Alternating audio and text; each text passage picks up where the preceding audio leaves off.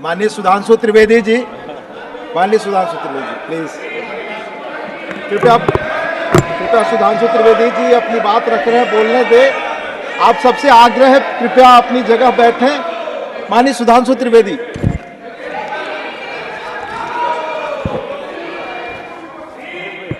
सभापति महोदय, जैसा कि मैं उस समय चर्चा कर रहा था कि राष्ट्रपति महोदया के अभिभाषण में हाल ही में संपन्न चुनावों के विषय में जो बात कही गई, उस संदर्भ में मेरा कहना था कि नीति, नियत, निष्ठा और निर्णय के विकास के प्रति यह समर्पित, विश्वास के प्रति यह समर्पित जनादेश था।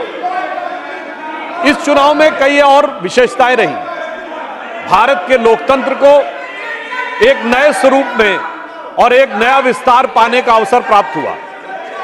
जम्मू कश्मीर में जिस प्रकार से चुनाव संपन्न हुए और जिस प्रकार से लोगों ने बढ़ चढ़कर, बात रिकॉर्ड पे नहीं जा रही है, सिर्फ माननीय सुधांशु त्रिवेदी जी आपकी बात रिकॉर्ड पे जा रही है। जिस प्रकार की लोगों ने बढ़ चढ़कर सहभागिता की, यह लोकतंत्र के लिए एक बहुत सुखद संयोग रहा। अगर जम्मू और उधमपुर में 68 और 72% वोटिंग हुई, तो यह भी देखने को मिला कि कश्मीर घाटी में अनंतनाग में 53% और बारामूला में 59% पोलिंग हुई, जो आज तक कभी भी इतनी पोलिंग चुनावों में सहभागिता नहीं रही थी। लोकतंत्र के इस पर्व की, इस अवसर को निश्चित रूप से हमें अप्रिशिएट करना चाहिए। यद्यपि हमारे विरोधी कुछ अधिक उत्साह और उच्छृंखलता में दिखाई पड़ते हैं, परंतु इन चुनावों में हमारी सरकार की स्वीकार्यता और विस्तार एक नए आयाम तक पहुंचा है। पहली बार हमने उड़ीसा में स्पष्ट बहुमत के साथ अपनी सरकार बनाई है। और हमारे विरोधी शायद भूल ही गए कि श्री नवीन पटनायक जी से पहले वहां कभी कांग्रेस का मुख्यमंत्री हुआ करता था। अंतिम मुख्यमंत्री गिरधर गोमांग जी थे, जो कांग्रेस के थे, और ऐसा प्रतीत होता है कि उनको अब वो विषय विस्मृत हो गया है, यानी उन्होंने मान लिया कि वो उड़ीसा में अब सत्ता की लड़ाई में ही नहीं है।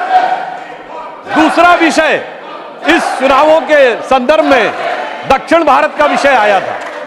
महोदय, मैं बताना चाहता हूं कि हमारे विरोधी और विशेषकर कांग्रेस पार्टी इस विषय को बहुत उठाते थे कि दक्षिण भारत में उनका बहुत प्रभाव है।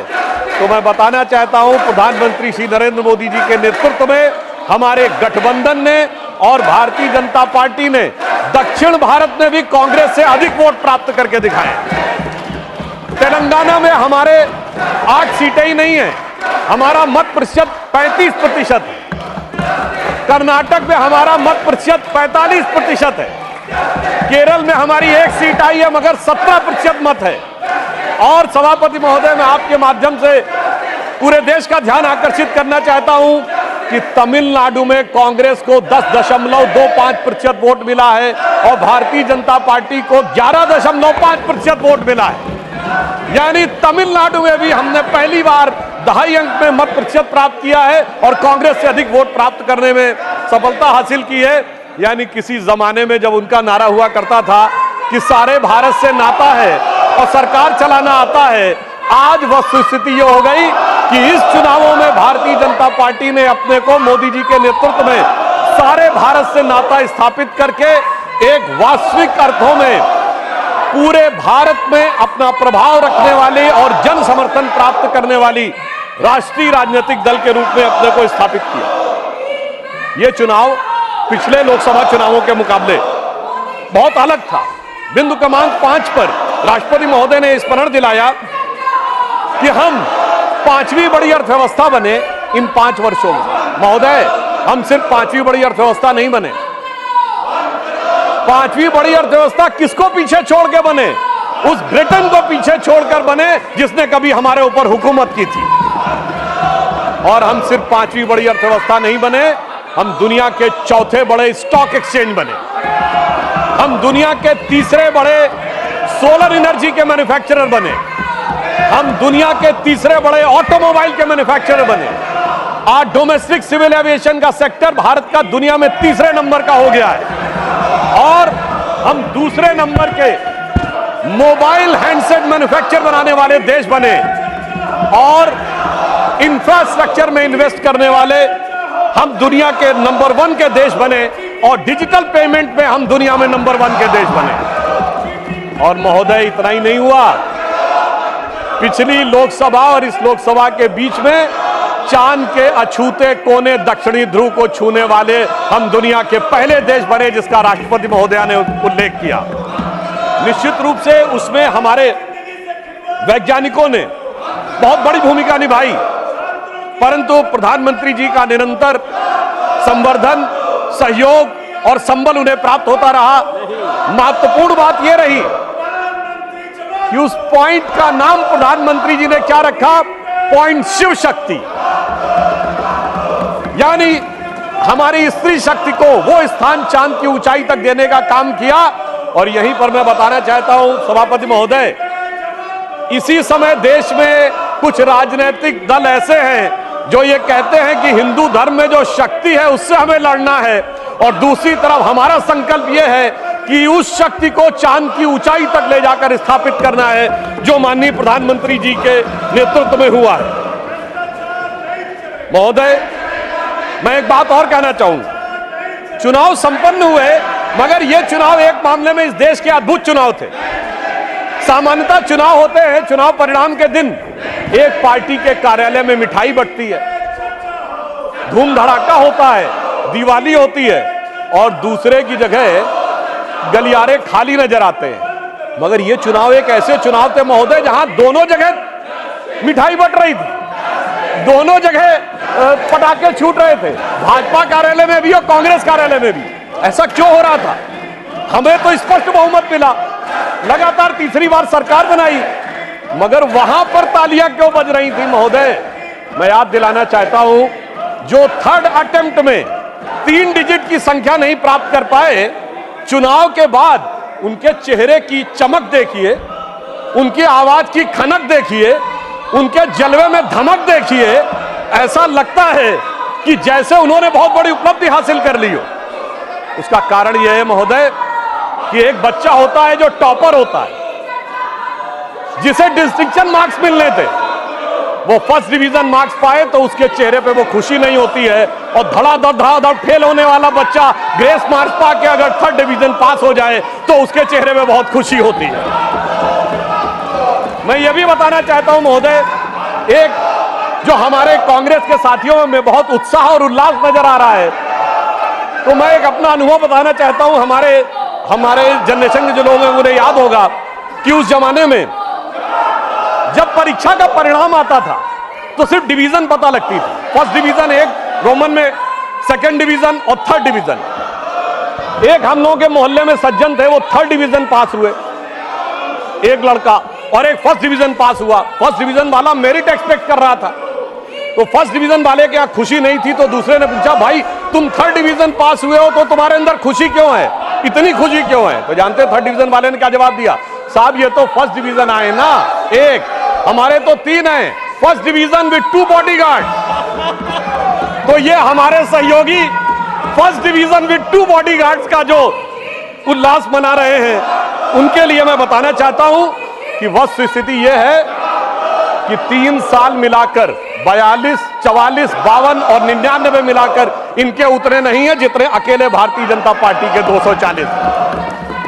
मैं ये भी याद दिलाना चाहता हूं, 1984 के बाद से आज तक 40 साल में कभी कांग्रेस को 240 सीटें नहीं मिली हैं।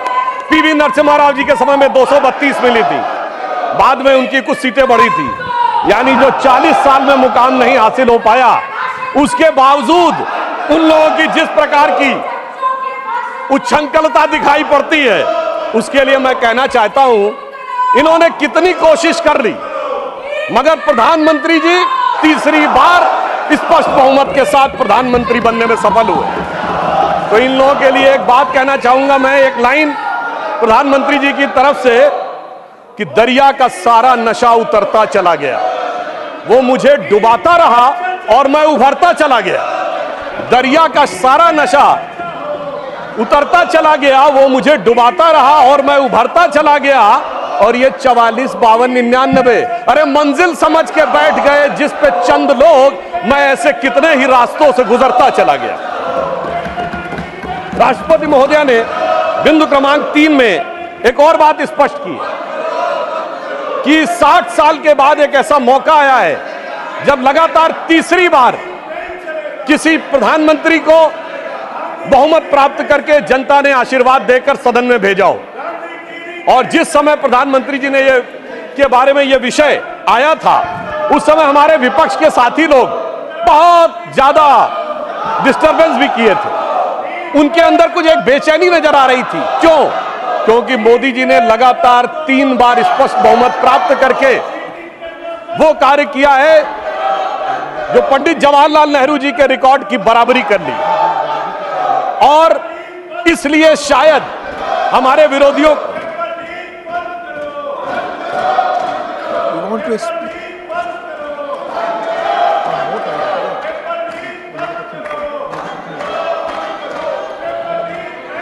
माननीय सुधांशु जी, माननीय HD देवगौड़ा जी एक्स प्राइम मिनिस्टर कुछ बोलना चाहते हैं, अगर आप समय उन्हें बीच में दे सकते हैं। जी जी honourable HD Deve Gowda. Sir, I have got the highest regard. All our senior members wants to raise the issue of the NEET.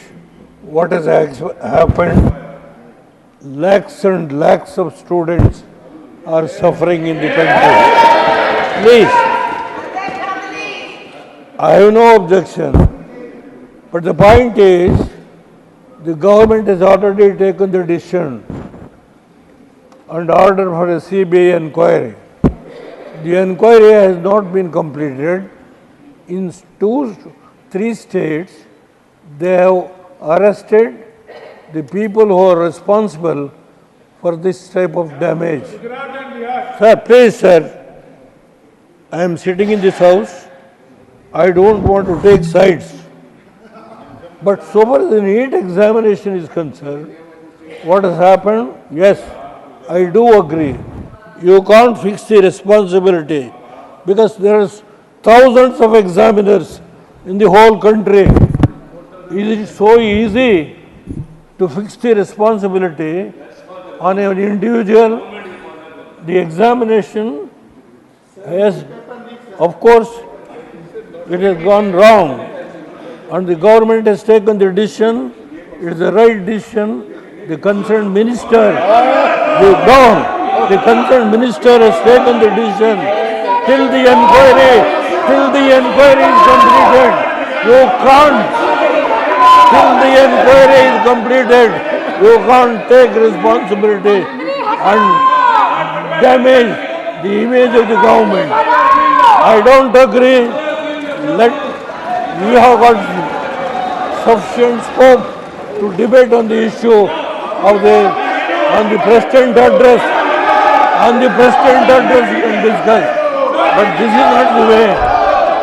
Unless and until the inquiry is completed, you can't fix the responsibility.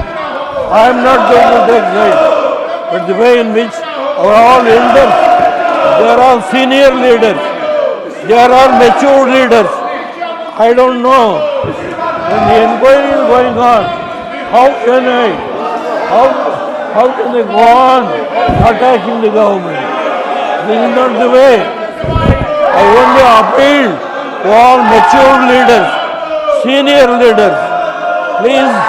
Please, knowing full well, you know the entire issue, I only appeal to you not to say unnecessary, try to blame the government. The government has done its duty and the inquiry is going on. Till the inquiry report comes, the minister, the HRD minister cannot take any decision or the government cannot take any decision till the inquiry is completed and the culprit is known.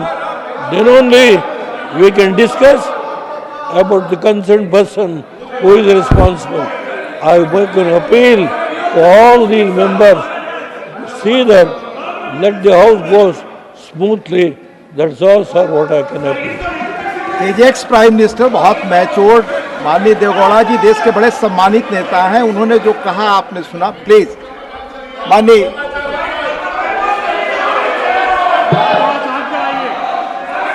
Sudhanshu ji, please continue your speech. सभापति महोदय, अभी इस सदन के सबसे वरिष्ठ सदस्य, वयोवृद्ध नेता, पूर्व प्रधानमंत्री आदरणीय एचडी देवगौड़ा जी ने जो विचार कहे, बड़े दुख का विषय है कि 21 घंटे का समय आवंटित होने के बावजूद, सबसे वरिष्ठ सदस्य के द्वारा यह अनुरोध करने के बावजूद जिस प्रकार का आचरण दिखाया जा रहा है, इससे साफ समझ में आता है सभापति महोदय कि इनका उद्देश्य सवाल का जवाब और जवाब के सवाल में नहीं है, इनका उद्देश्य बवाल में अधिक दिखाई पड़ रहा है। इसलिए ये अपोजिशन की इस नियत को भी स्पष्ट करता है।